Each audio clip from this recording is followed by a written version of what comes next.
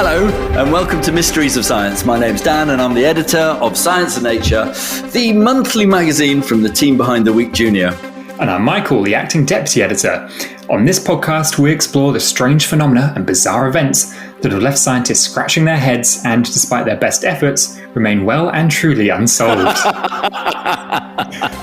What's so funny, Dan? I don't know. I've just got the giggles all of a sudden. Well, pull yourself together, man. We've got a podcast to record. I'm sorry. Come on, Dan. It's no laughing matter. Actually, wait a second. Yes, it is. Wait a minute, it is? It is, yes, because on today's podcast, we're going to try and uncover the mystery of why we laugh. Well, this should be a really fun one. I'm looking forward to it. Everybody together, this is Mysteries of Science. Okay. I think I've got myself together. So, Michael, compose ourselves. Laughter. Where do we start with this one? Well, to understand why we laugh, I guess first we need to understand what laughter is. Now, you might think you know, but if I've learned anything from recording Mysteries of Science podcasts, it's that things aren't always what they seem. Hi, my name's Sophie Scott and I'm a Professor of Cognitive Neuroscience at University College London, and I'm very interested in how our brains support our ability to communicate with each other, particularly in how we communicate with laughter. Welcome to the show, Sophie. I'm delighted to have you on. Now then, you're a professor of neuroscience. What is that exactly? So neuroscience is the study of everything to do with brains and nervous systems, and some aspects of neuroscience are looking at cellular mechanisms and really low-level things. Cognitive neuroscience, where I work, is looking more at the brain in terms of how we can relate it to experience and behaviour. Great. So, Sophie, you seem like the perfect person then to explain to us what is laughter. So laughter it's an emotional expression. It's something we do in particular emotional states, and the emotion we seem to be expressing with laughter is actually like a sort of social joy. And it's social because it's an emotion that you only really express when you're around other people. You do sometimes laugh at things when you're on your own, and you can laugh at things when you're on your own, but you're at least 30 times, if not more, likely to laugh if there's other people with you than if you're on your own. You know what? I'd never thought about that before, but it's absolutely true. There's been times when I've been watching a comedy program or comedy film on my own and I've maybe smiled and that's about it. But when I've watched the exact same thing with a group of friends, I've been laughing hysterically. Yeah. If you're in your on your own in a room and you're laughing out loud, maybe it's time to worry. And also, it's true that when one person starts laughing, it can also make you laugh, can't it? It can trigger you to laugh. Yeah, we've all been there, whether it's a friend or family member of yours starts to laugh and then that makes you laugh and then you just can't stop. It's like this vicious cycle of laughter. It's the fits of the giggles, isn't it? And we've had a few incidents like this recording this podcast over the years, haven't we, Michael? Quite a lot of behaviours that we do are contagious. So yawning is very contagious. You're very likely to catch a yawn from somebody else. It's still very social. You're much more likely to catch a yawn from somebody you know than someone you don't know. And coughing, scratching, blinking, these can all be contagious things, but laughter is also extremely contagious. Interestingly, all of these things not only are social, you're much more likely to catch a laugh from someone you know than someone you don't know, but also there's something that we learn to do. Babies don't do anything contagiously. We sort of learn how to do this affiliative behaviour around other people. And within laughter, it's really interesting. People laugh very, very easily through contagion. And often you'll say, oh, there's something made me laugh. But actually, it was just the contagion. You were just catching it from somebody else. Yes, so affiliative behaviour are sort of things you do to sort of strengthen bonds between people, kind of bring you closer together. Thank you, Michael. That's some very swift Googling there. Tell us, Sophie, what's happening to us inside our brains and our bodies when we get a fit of the giggles? There's quite a lot of chemical changes in your body when you laugh. So the first one is adrenaline.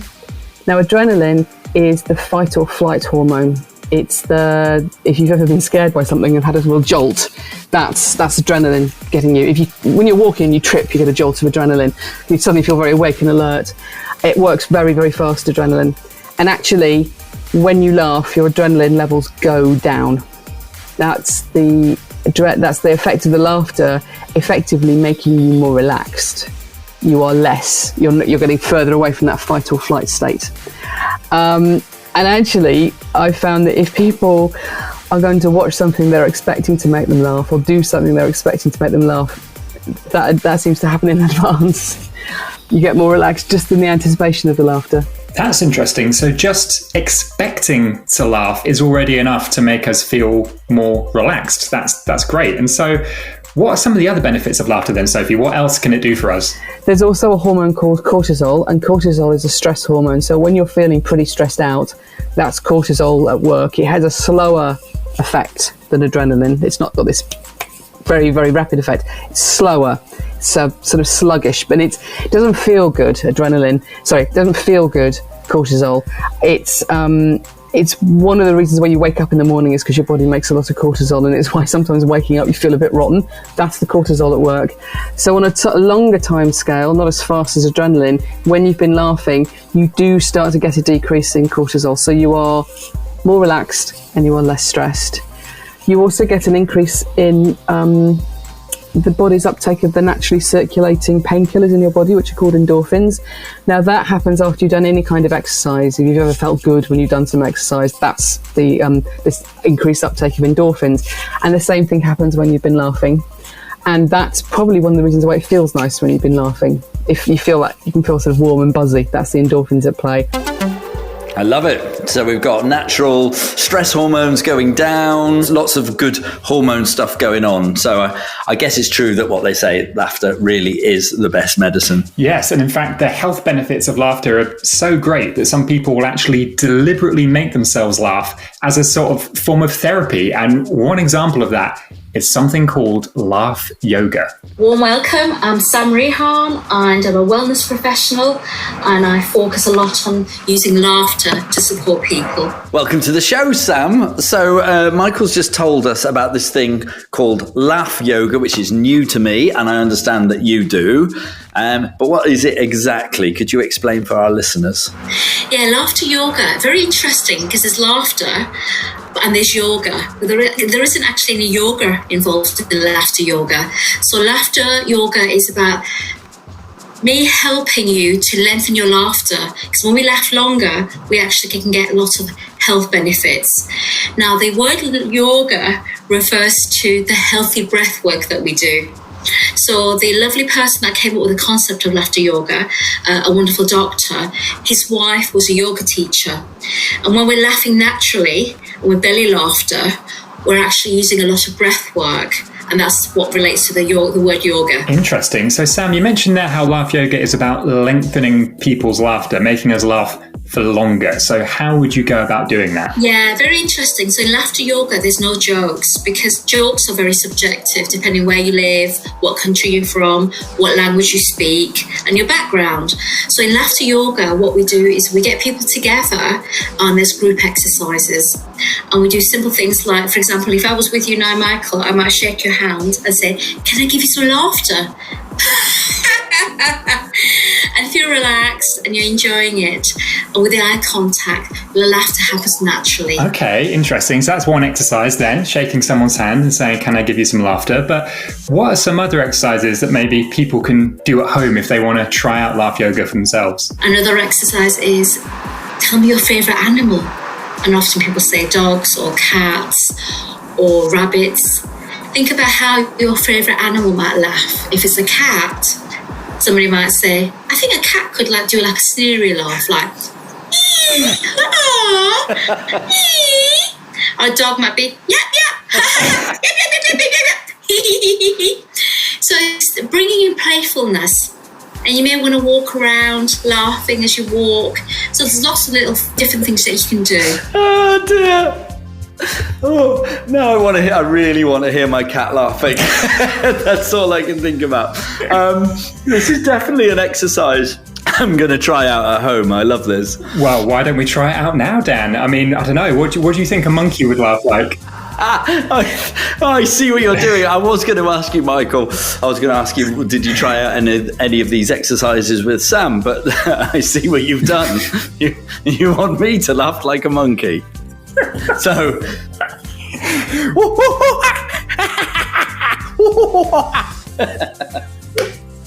on record. Okay, now I'm not going to let you get away without doing one, Michael. So what animal should I pick for you? Oh, if only we had listeners on here that we could get a poll and get the listeners. How about a whale, Michael? Can you laugh like a whale? Okay, let's see.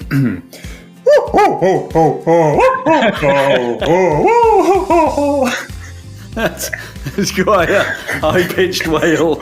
I don't know where that came from. Oh dear.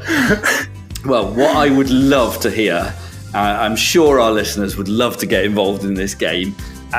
Could everybody send us a recording of you laughing like an animal? But be sure to label it the animal which it is. So I think if people go to our website, funkidslive.com/mysteries, there's a big red button there. You can hit that, record yourself laughing like an animal, and then tell us which animal it is. Yeah, I can't wait to listen to those. Now, one thing that I thought was interesting was how Sam said that there's no jokes in Laugh Yoga, and that made me realise that actually a big part of why we laugh is based on what we find funny and what we don't. So where does humour come from, and how does that relate to laughter? You can almost think of humour as being separate to laughter. Laughter is it's evolutionarily older than humour. Other animals do a laughter-like behaviour, but no other animal other than humans has a behaviour that looks like humour, where you laugh at things at a distance. Nobody needs to tickle you physically to make things happen. And as soon as modern humans appear on the planet and they start being able to sort of make marks on the world, they start writing down or drawing things that are meant to be funny.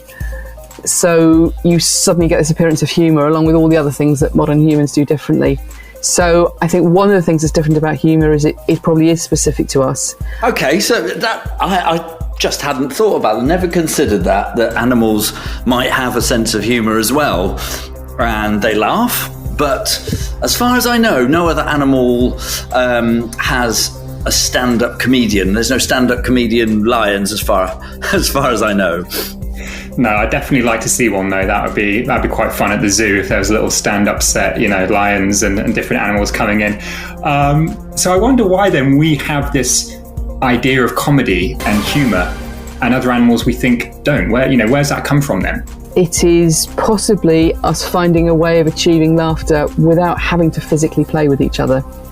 Interestingly, humans are the only animals that laugh contagiously. So all other animals that show laughter-like behaviour, they need a lot of physical contact to make it happen. The physical play, physical tickling. We can catch laughs at a distance. So I think that aspects of human humour are built on the fact that we can laugh without having to physically be in contact with one another. Okay, so because humans have this ability to make people laugh without actually needing to touch them, that's where this thing called humour comes from, where we tell jokes instead. And I was talking about a sense of humour before, wasn't I, Michael? Yeah, people will often say, oh, this person's got no sense of humour, or, oh, this person's got a great sense of humour, which is basically our way of saying whether someone's funny or not.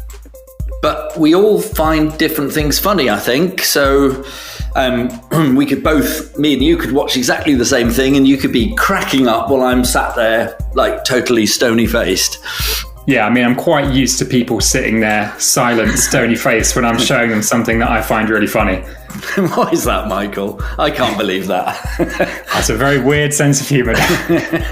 Well, why do we laugh? I think Sophie could help us here. To explain why we laugh or not laugh at certain jokes. Humour still is very social, as laughter is. So if people think a joke was told by somebody who's a famous comedian, they will rate it as funnier than they think it was told by somebody who's famous, but they're not a comedian. So the person telling the joke, there's a sort of, that comedian role makes things funnier. If you don't like a comedian, it's very unlikely that they'll make you laugh. You need that kind of, again, that sort of social sense of affiliation and affection, I guess. And we found that if you add laughter onto the end of jokes, and they were terrible jokes, it makes the jokes seem funnier to people. So that's why when you're watching a comedy show on TV, they'll have those laugh tracks that come in at the end of each joke then. It's to kind of I don't know, I guess trick us into thinking that the joke is funnier than it actually is. So, I think it's time we did another experiment here, Michael. Can you tell us a joke? Tell me a joke, Michael. And the worse this joke is, the better. Okay, let me think of a good, bad joke. What do you call a fake noodle? An impasta. Okay, what do you call a can opener that doesn't work? What do you call a can opener that doesn't work? A can't opener. I think you had an unfair advantage there, Dan. Can we play that back? What do you call a fake noodle? An impasta. Now, listeners, which one was funnier? I suggest we bring in a professional. Hi there, my name is Olaf Falafel. I am a comedian, an author, and an illustrator, and I think that's about it. Welcome to the show, Olaf. Now, I'm going to do something which I imagine most comedians find quite annoying when they find out other people find out they're a comedian. Tell us a joke. What's white and fluffy and sounds like an owl? A towel. Brilliant. Now, is there a science, because I'm a very methodical sort of person, is there a science behind writing jokes? I think there are kind of formulas and rules for joke writing that you can do. I mean, knock-knock jokes are a format, and I've got quite a lot of funny knock-knock jokes, which when I'm doing events for schools, one of my favourite ones, I try and wrong foot the kids quite a bit. So if I'm in a school, I'll ask them if they know about continents. And I'll say, hands up if you can name a continent, and like you'll get kids saying Africa, Asia, America, Australasia, or Europe. And I'll go, okay, well, here's a knock-knock joke about continents. Knock-knock. And they go, who's there? Europe. Europe who? No, Europe who? That is my all-time favourite knock-knock joke. Yeah, it's one of my favourites, but I think just doing the kind of the distraction bit beforehand, if you just do knock-knock, who's there? Europe, they all know it. And even just putting their mindset in we're talking about continents and asking them for the different ones, it almost just distracts them, which I kind of like. But then I've got ones for the grown-ups, which like knock knock. Who's there? Deja. Deja who? Have I told you this one already? There are tricks, whether it's a science or not, I don't know. I think there's far too much variation of stuff that can go wrong and stuff that doesn't work for it to be, I think, a science. But there's certainly things you can do, and there's experiences. Because I've been going for doing comedy for over 10 years now, I've got enough experience to kind of have a bit of an inkling that I know that something will work even before I have tried it, although that's not always the case. But I do have a bit more of a kind of a feeling for these things now. And where can people find you, Olaf, if they want to check out more of your comedy? I'm doing a kids show up in Edinburgh at the Edinburgh Festival. It's called Olaf Falafel's Super Stupid Show. So if anyone is up in Edinburgh throughout August, then I'm going to be doing that pretty much every day, and it is definitely super stupid and a show. And apart from that, I've got some ridiculously funny kids books, which are sort of suitable for 7 to 11-year-olds, perhaps even less if they're really smart kids, and perhaps even more if they're not very smart at all. But they are called Trixie Pickle Art Avenger, and the second one, which is Art Avenger Toxic Takedown. And if you like things like Diary of a Wimpy Kid, kind of books basically with lots of comics and lots of funny stuff in there, then I think you'll like them. Right, I think it's time for a little recap on what we've learned so far. So one is that laughter is an expression of joy, and that it's social. It's a bonding behaviour. We're much more likely to do it when we're around other people. We've learned about the health benefits of laughter and how it really is the best medicine. Yes, and we found out that humour is something that we think is unique to us humans, and again, something that's social. You're more likely to laugh at something if you think that other people find it funny. These are really surprising and interesting findings, but are we any closer to asking the question, or even answering the question, of why it is that we laugh in the first place? What do you think, Michael? Is it time to crack out our old friend, the mysteryometer? I think so. Yes, let's do it. Now, to recap, this is a scale from 0 to 100, with 0 being we know nothing, about mystery, and there's everything to learn, and 100 meaning that we've learnt everything that we need to know about something, and we've solved the mystery. So perhaps we should ask our experts. Sophie, could you tell us, please, how much on the mysteryometer scale do we know about why we laugh? I think we're probably at about 7, because people really haven't been studying it. So if I go into there's a database called the Web of Science where they've got all the published papers, and if I search on the term emotion, expression, fear, I will get back over 4,000 published scientific papers on that. And if I change out fear for laughter, emotion, expression and laughter, I get back about 150 papers. So it's really, in fact, my 7% is probably generous. We really don't know very much. We don't know why something makes you laugh, what happens in your brain that makes you laugh. We just don't know. We know that children learn to laugh contagiously, but we don't know how. So really, maybe I should say 1%. It's extraordinary how little we know. Wow, my mind is officially blown. When Sophie said, when you said 7 there, Sophie, I thought you meant 7 out of 10, but I see that you actually meant 7 out of 100.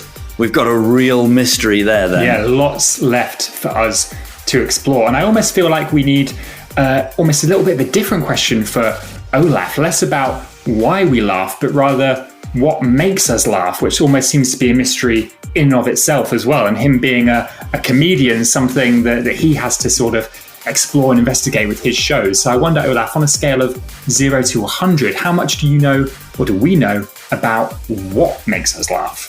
I mean, from my own personal experience, I feel like I'm somewhere in the middle. I'm definitely a 50 because, I mean, I've got jokes that are definitely towards the 100 end of the mark where I know, but that's only from experience, from doing it enough times that I know that's going to make people laugh.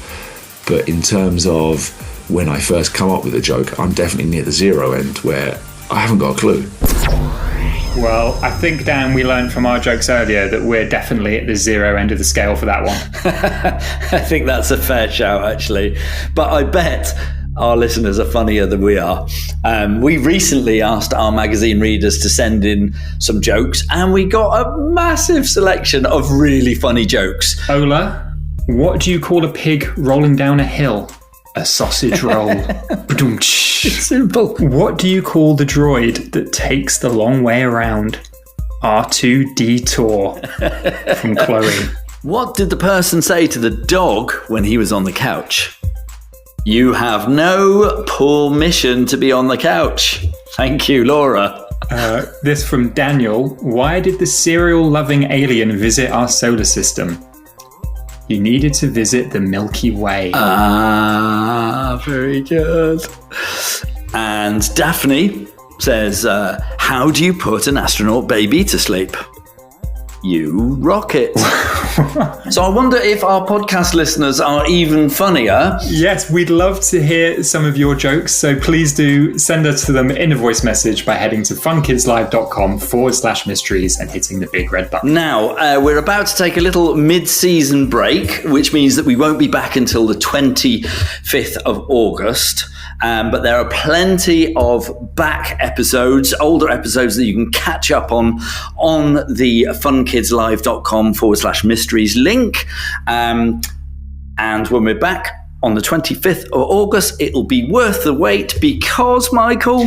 Yes, we'll be coming back with a special live episode that we recorded at the Cheltenham Science Festival, all about whether magic is real. Until then, stay curious.